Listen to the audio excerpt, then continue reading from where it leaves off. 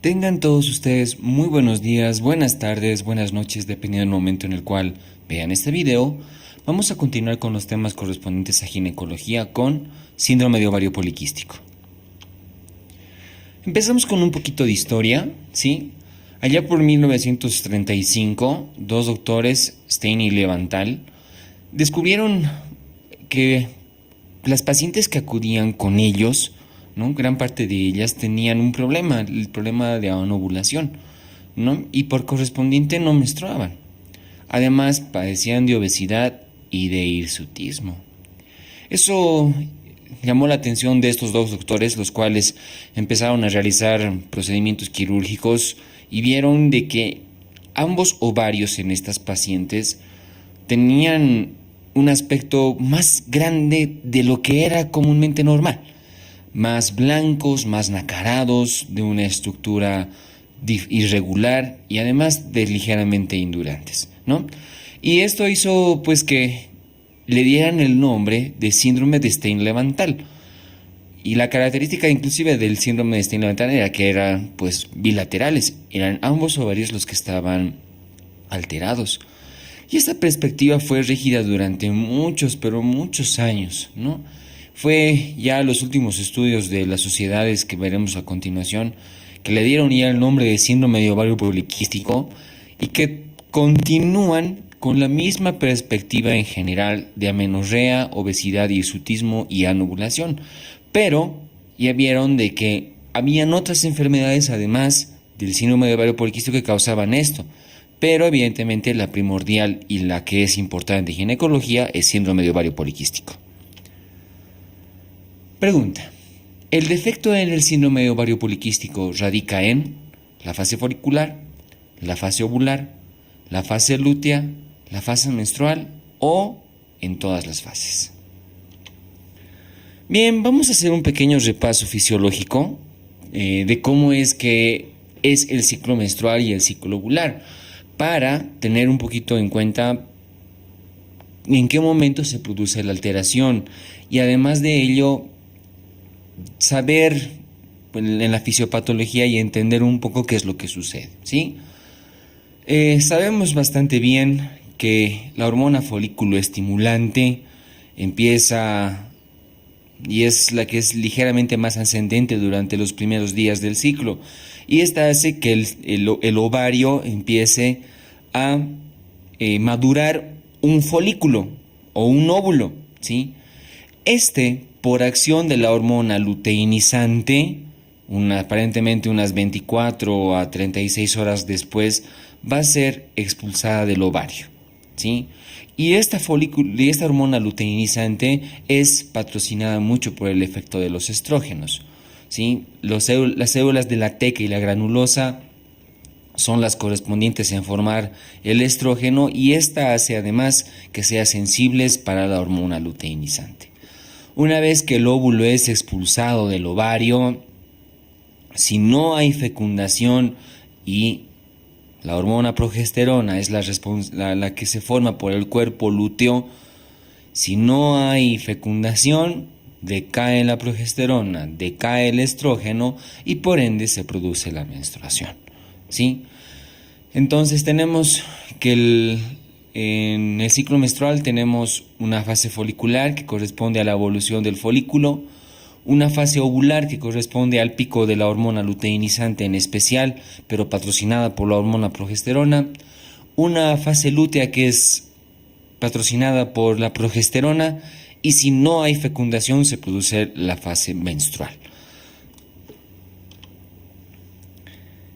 Para entender un poquito en grandes rasgos la fisiopatología del síndrome de ovario poliquístico, tenemos que tener en cuenta que va a haber una alteración en la secreción de gonadotrofinas, esto por el hipotálamo, una alteración en la secreción de estrógenos por el ovario y una secreción anormal de andrógenos, que también es por el mismo ovario.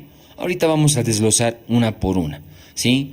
Pero si ya tenemos la perspectiva de que es el ovario y la fase en la cual se reclutan los folículos, la cual va a estar alterada, es la fase folicular la que está alterada en el síndrome de ovario poliquístico. Otra pregunta: Uno de los siguientes órganos no es receptor de estrógenos: piel, tejido adiposo, cerebro, riñón, músculo. Bien, vamos a desglosar un poquito la fisiopatología. Habíamos visto anteriormente de que hay una alteración en hipotálamo, hay una alteración en ovario, ¿sí? Y hay una alteración de los andrógenos, que son las hormonas como testosterona, androstenediona y dehidroepiandrosterona. Para hacerlo didáctico empezamos con la alteración de la secreción de andrógenos. La secreción de andrógenos tiene dos vías. La primera es en el ovario, y el ovario se encarga de sintetizar hormona testosterona y androstenediona. La forma de testosterona que se secreta en grandes cantidades es la forma libre, y el hecho de que esté la hormona testosterona libre elevada hace que la hormona transportadora de hormonas sexuales, así SHBG, no pueda llevar las cantidades de testosterona de forma adecuada, ¿sí? Y la hormona androstenediona, él tiene el mismo efecto de estar elevada. Esto ocasiona en el ovario de que no se pueda realizar una adecuada sintetización de estradiol. Por lo tanto, solo se queda estrona, que es el precursor del estradiol. Esta, al estar elevada, hace una alteración en la hormona luteinizante, que va a estar elevada, y en relación a la hormona folículo estimulante, que va a estar disminuida. Por lo tanto, los folículos en el ovario no van a poder alcanzar su madurez adecuada.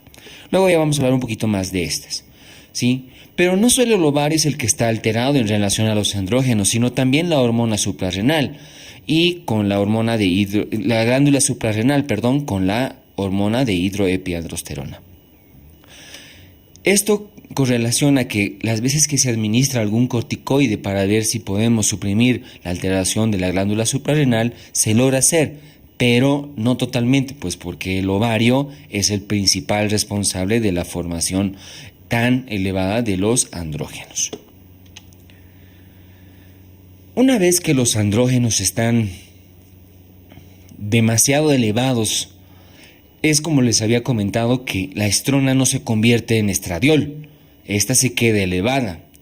Y esta estrona tiene receptores en ciertos órganos como piel, músculo, cerebro y tejido adiposo, que se encargan de hacer la sintetización correspondiente, disminuyendo la hormona, la enzima aromatasa, y por correspondiente no se forma estradiol.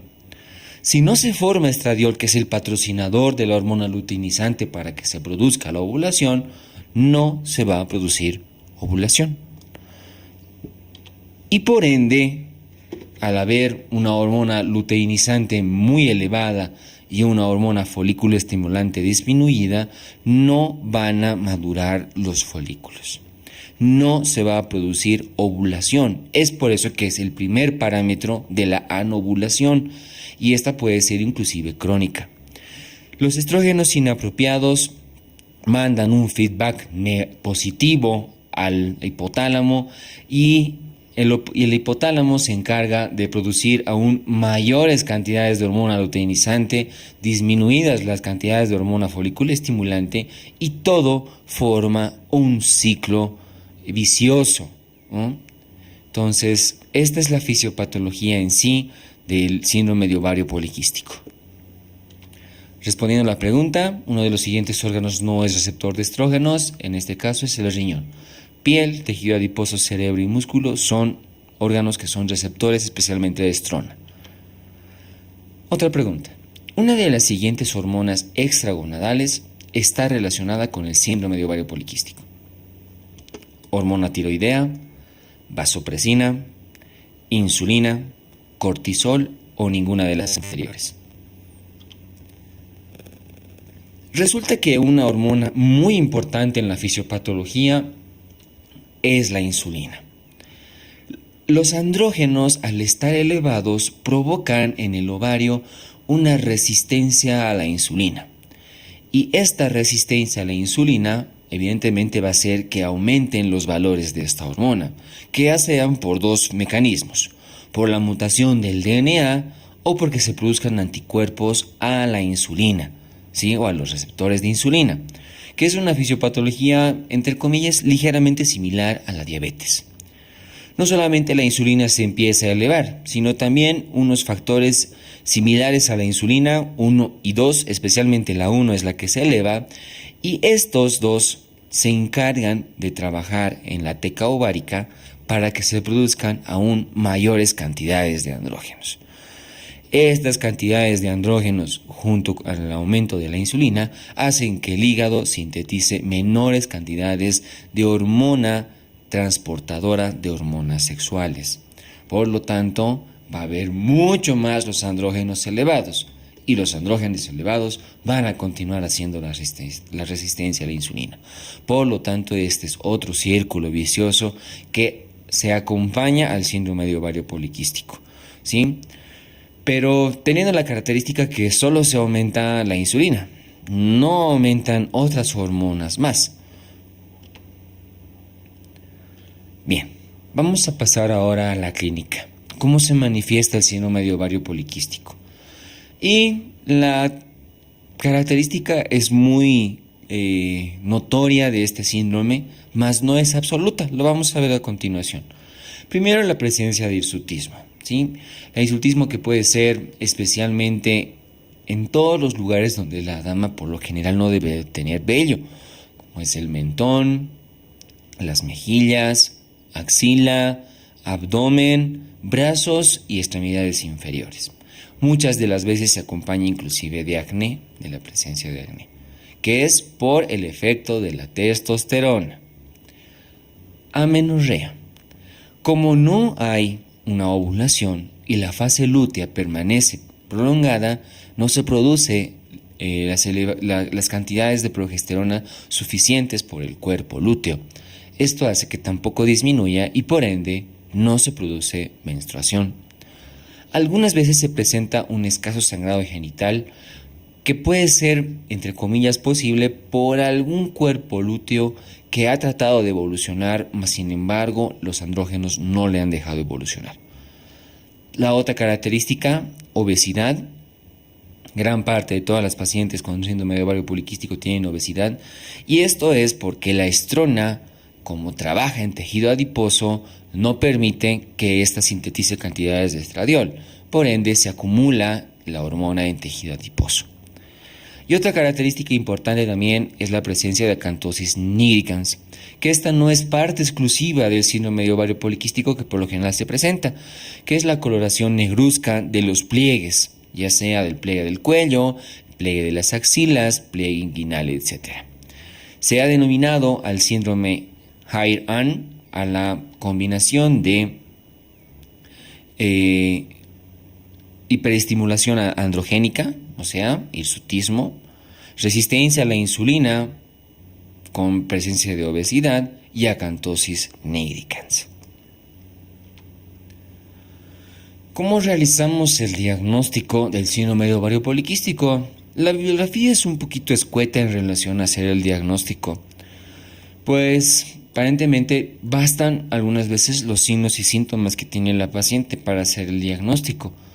Pero también podemos pedir un perfil hormonal, es decir, estudios de laboratorio, en el cual evidentemente nos van a importar los más involucrados en este caso, como ser estradiol, hormona luteinizante y andrógenos.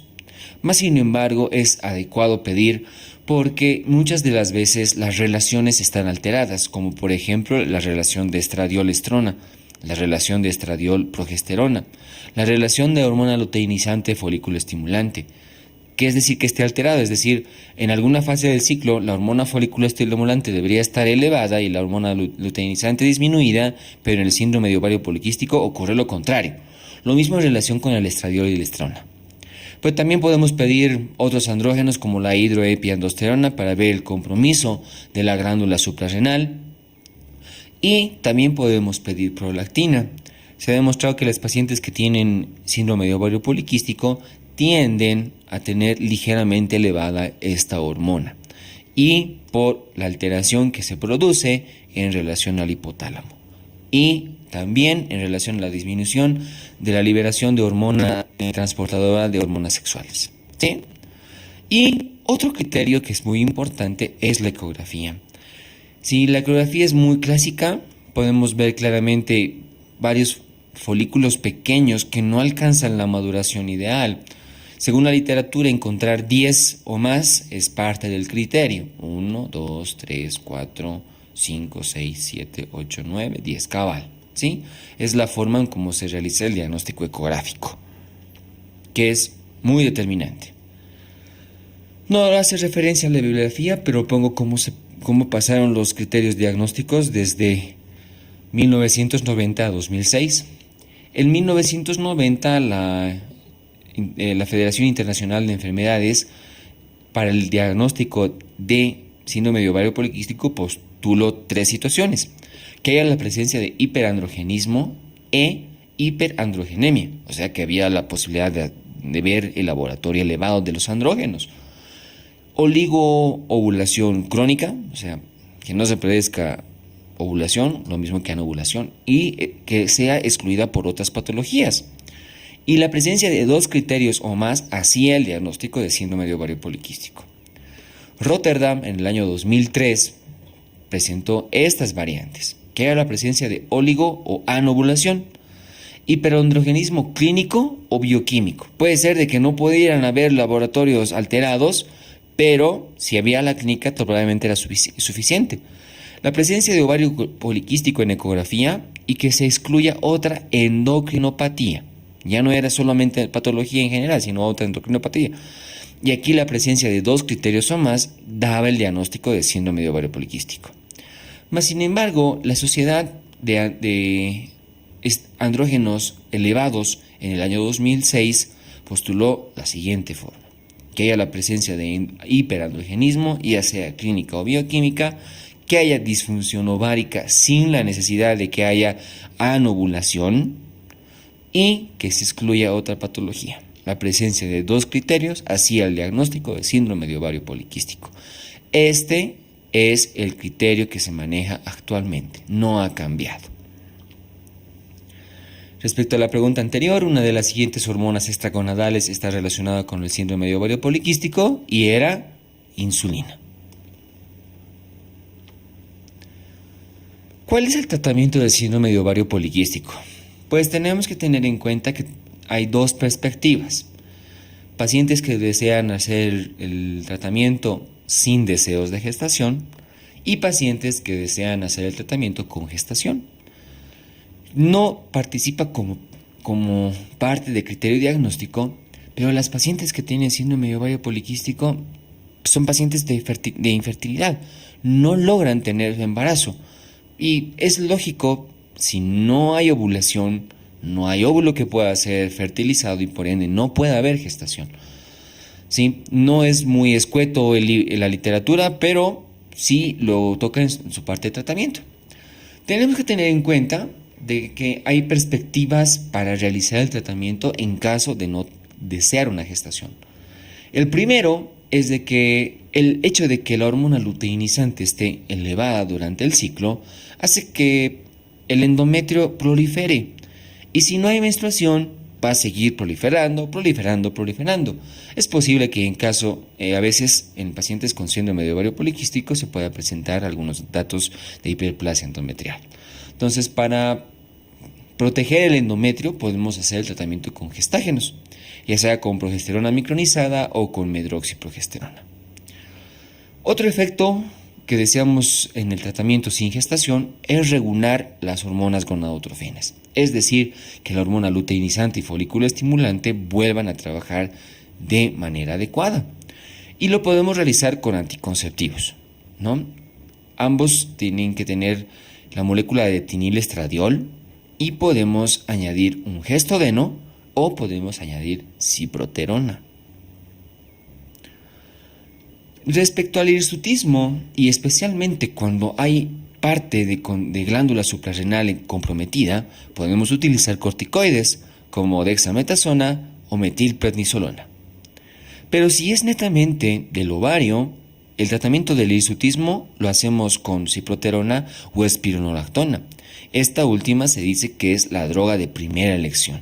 Mas, sin embargo, la ciproterona tiene menor actividad mineralocorticoide. Pero ahora también vemos cuál es el tratamiento en aquellas pacientes que desean gestación, ¿sí? Y tenemos los primeros inductores de la ovulación, que han tenido bastante efecto en las pacientes con síndrome de ovario poliquístico. Y el más importante es el citrato de clomifeno.